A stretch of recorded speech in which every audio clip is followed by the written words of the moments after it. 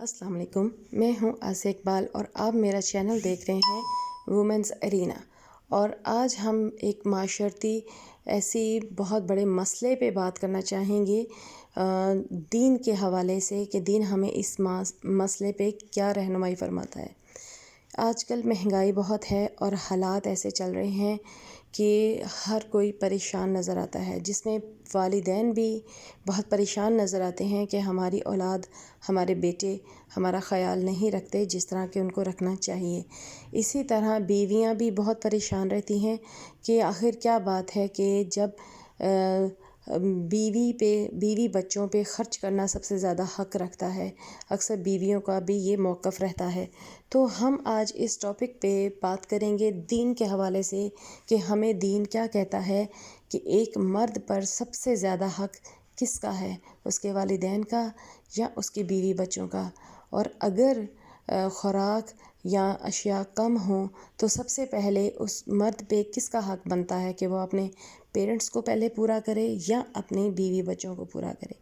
تو انشاءاللہ تعالیٰ یہ ویڈیو آپ کے لیے بہت ہیلپ فل ثابت ہوگی اور آپ اس کو ضرور پورا دیکھیے اور اس کو سمجھیں اور اس کو شیئر کریں تاکہ ہمارا معاشرہ اس قسم کی برائیوں سے نجات پا سکے اور ہمیں پتہ چل سکے کہ ہمارا فرض کیا ہے اور ہم اپنے فرض سے غافل نہ ہوں اور سبھی خوشی خرم زندگی گزاریں۔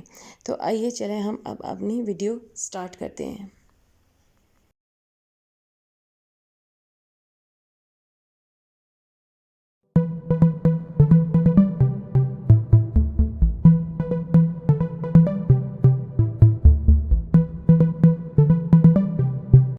السلام علیکم۔ آدمی پر بیوی بچوں کی نسبت والدین کا حق زیادہ ہے اور مذکورہ سوال میں اگر کھانا کم ہے تو پہلے وہ والدین کو ہی کھلائے گا۔ اس کی دلیل نبی پاک صلی اللہ علیہ وسلم کی وہ حدیث ہے جس میں آپ نے 3 غار والوں کا تذکرہ کیا ہے کہ وہ غار میں پھنس گئے تھے تو ان میں سے ایک شخص نے اپنے نیک عمل کا اللہ کو واسطہ دیا، اور وہ نیک عمل یہ تھا کہ اس کی خواہش ہوتی تھی کہ پہلے والدین کو کھانا کھلا دوں اور دودھ پلاؤں اور بچوں کو بعد میں۔ ایک دفعہ جب وہ گھر آیا تو والدین سو چکے تھے اور بچے جاگ رہے تھے، تو اس نے اپنے اس عمل پر خود کو ثابت قدم رکھا اور جب والدین بیدار ہوئے تو پہلے ان کو کھانا دیا اور پھر بچوں کو کھلایا۔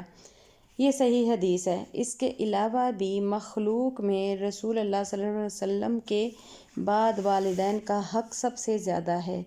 انسان پر مخلوق میں رسول اللہ صلی اللہ علیہ وسلم کے بعد والدین کا حق سب سے زیادہ ہے۔